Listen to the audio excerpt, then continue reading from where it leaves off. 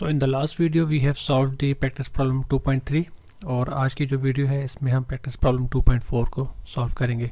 So statement ये है कि how many branches and nodes does the circuit figure 2.14, this is the figure 2.14 have. Identify the elements that are in series and in parallel. So सबसे पहले हमने branches बतानी है।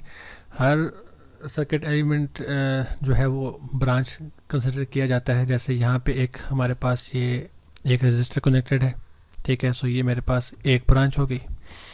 दूसरा मेरे पास ये रजिस्टर है, ठीक है। सो ये दूसरी ब्रांच होगी। ये मेरे पास तीसरा रजिस्टर है, ठीक है। ये तीसरी ब्रांच होगी। ये एक चौथा रजिस्टर है, ठीक है। ये चौथी ब्रांच होगी। और ये जो वोल्टेज सोर्स है ये मेरी पांचवी ब्रांच होगी। So we have total 5 branches, ठीक है, 5 ब्रांचेस। उसके बाद नोड्स की बात अगर हम करें तो नोड्स जहाँ पे हमारे पास करंट डिवाइड होता है उसको हम नोड कंसिडर करते हैं।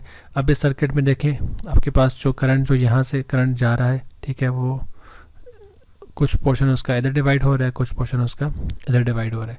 सो जब कभी भी आपके पास करंट डिवाइड होता है तो उस पॉइंट को आप नोड कहते हैं। यहाँ पे करंट क्योंकि डिवाइड हो रहा है तो एक नोड हमारे पास ये हो जाएगा, एक नोड हमारे पास ये हो जाएगा। सो ये पूरा का पूरा मेरे पास जो है वो नोड 1 है, ठीक है।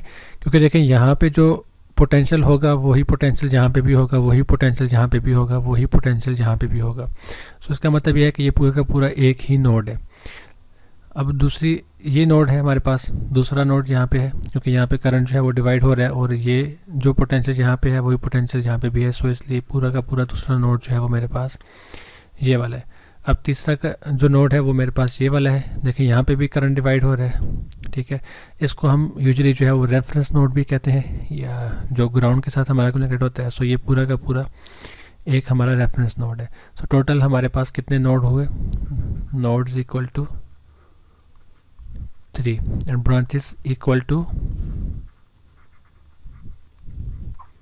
5।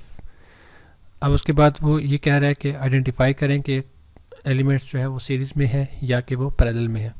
सो जब भी आपके पास करंट जो है वो डिवाइड होता है तो उस टाइम पे आपके पास जो एलिमेंट्स होते हैं वो पैरेलल में होते हैं।